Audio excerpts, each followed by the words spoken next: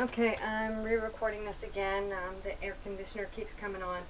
But this is my second video on idiopathic hypersomnia. For those of you that don't know, I also have a blogger at JLP6869rocks at blogspot.com, I believe. Anyways, I do talk about idiopathic hypersomnia there a lot as well, so those of you who suffer from idiopathic hypersomnia are more than welcome to look at that information and see where I'm coming from, and maybe share it with family and friends that you need to help understand the sleep disorder. My sleep disorder, again, is idiopathic hypersomnia. It basically is a sleep disorder that causes you to sleep excessively. And where I left off on my last video was talking about the government and basically work needs to change, the laws for that. Right now you can get fired for no call, no show. Everyone knows about no call, no show. You don't go to work, you don't call, you get canned. So basically, for those of us that have idiopathic hypersomnia and don't have rich parents, we end up struggling. The reason why is because we can go into work, or we can go find a job, go into work, work it, be alright maybe for a week or two, maybe a month, that's maybe the max, and then things start happening. We start calling late. Oh, I'm running behind, I overslept. We start missing work because we oversleep, and we sleep right through it, and then we get canned, and then we get stressed and have to find a job again, and that stress causes us to sleep more, and we don't really know how long it's going to be before we have more income coming in. I'm in that situation.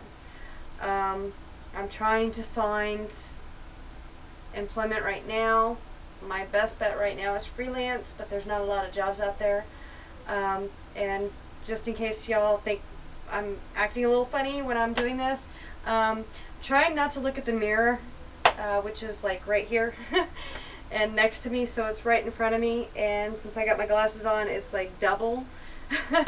Yesterday when I recorded one, I had my contacts on, but because of my ADHD, I get distracted easily, and so my eyeballs might be going that way, or, you know, I'm trying not to, so I look over here.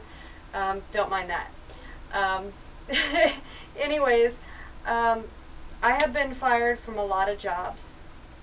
It's hard to tell your boss, hey, I had the sleep disorder. You give them proof anyways. They find ways to fire you pretty quick. My last job told me that they could not accommodate my sleep disorder because it would be bad for company business, since it was a call center. And I could care less if they want to come back and try to sue me for that, because guess what? That's what you told me. Sorry. It kind of does piss me off. So, they didn't really fire me, but I was pretty close to being canned. I was told that if I had one day that I overslept again, that I would be canned. And I was like, well, that's going to happen like any day now. I don't know when that will be, but it will happen. I'm pretty sure of that. And since I got another job offer, I took that. It failed. It didn't end up being the right decision. Probably should have stayed a little bit longer and looked for another job, but I had one come to me and I took it, and didn't work out. Freelance seems to be working a little bit. The hard thing is everyone's trying to get freelance work now, because it's a new in thing, and it's easier because you get to stay at home and you get to choose how much work you want to do and what your pay rate is and that sort of thing. So I love Odesk, but I haven't found that many jobs on there. I'm hoping to find more in the future. My dog's making noises over there. The neighbor's yelling too outside, so it's a little distracting. Anyways, so I'm trying to find work. It's really hard. So those of you that are out there, freelance might be a good idea.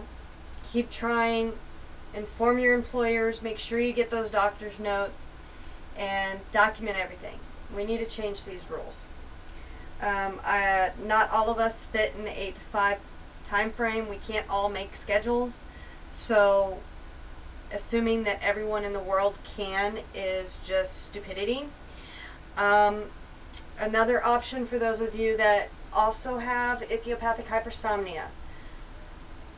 Because I have ADHD, I was told never to take an online class.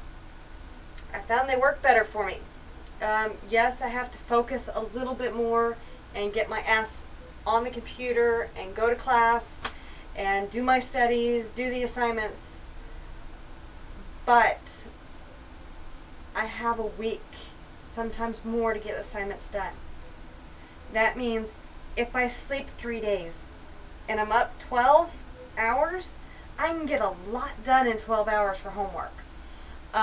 So basically, I just spend my entire time that I'm awake working on my homework and then job wherever I can fit that.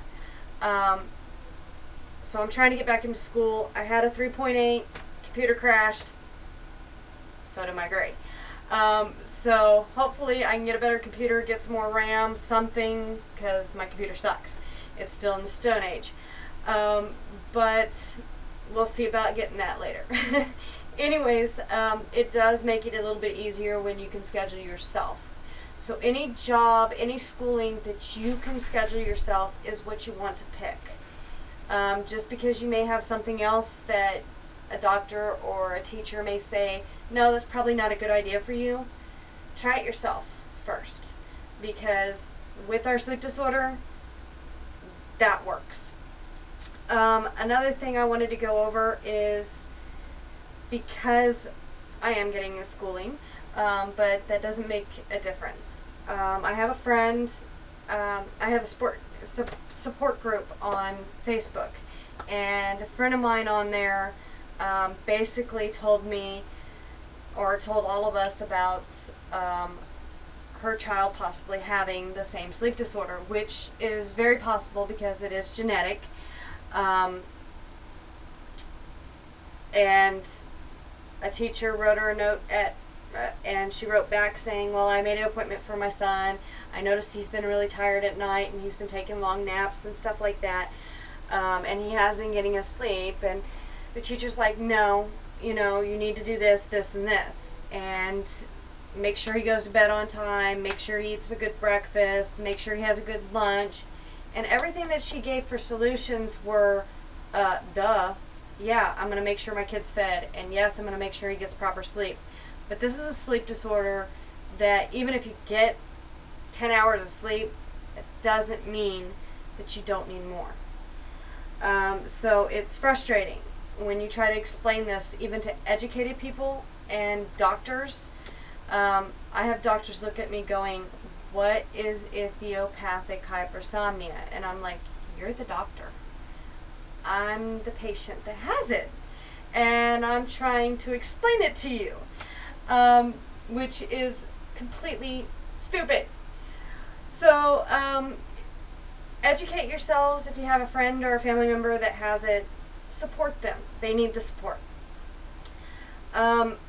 Government-wise, we don't qualify for Social Security. Some of y'all might have some other disabilities that might help you qualify. We do need to change that.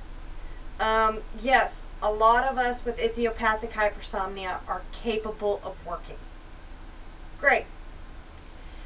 Problem is the employers. They like to fire us. So, especially in recessions, we really suffer. Because trying to find a job when everybody else is scrambling to find one isn't easy. Especially when you don't have a good background on your work. Because you work 7 months, 8 months, 9 months, and then you're canned. Some of us don't even get that far.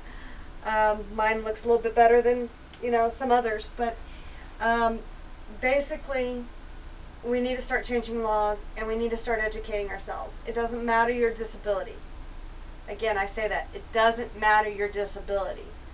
If somebody has a disability, you should A, respect it, B, research it, C, get informed. Not criticize them or try to put in your 2 cents on what they should do about it until you're sitting in their shoes. I get told all the time, you can get up. You can apply yourself. You can do it. Well, yeah, I can apply myself. That's not the problem. The problem is getting up and having the time to apply myself and having people work around my schedule. So anyways, find your support groups. Families, friends, you need to understand where we're coming from because it's important. We do need your support. Relationships are hard enough as is. And as we get older, it gets even harder. So understanding us and accepting our disability is most important. Doesn't matter the disability. Accepting that there is a issue and listening to them what their issue is so important because a lot of us don't have support. And those of us that do don't have enough of it or don't feel like they have that support. So give it to them. I may make another video. I don't know. I'm kind of just throwing this one in the wind because I don't remember exactly where I left off. Sorry, I slept like 17 hours since I made the last one. But I'm going to listen to some of my Facebook friends from the support group on there. There's about 300 of us, which is great. So I'm going to listen to them and kind of see what they think I may have missed or what they'd like to talk about, and maybe see if they want to do some, because it is important for the world to understand because it is so rare. Let's put it this way. For all the people that have ADHD, 10% of the people that have ADHD have a sleep disorder. 1% of them have idiopathic hypersomnia. Why? Because they both occur in the central nervous system. Think about that for a little while. The statistics for us, I don't know the exact numbers, and I don't want to misquote myself for how many of us have it, but it's very, very rare. And one of the things online, there was a girl that did the math for idiopathic for her city, and she goes, it says 0. I guess I'm the strange one because I'm 1 out of where I should be 0 in this city. And that's how rare it is. So understanding it, accepting it, supporting your family and friends that have it, and helping them out and guiding them through every step of the way is what they need. Give it to them. Have a great day.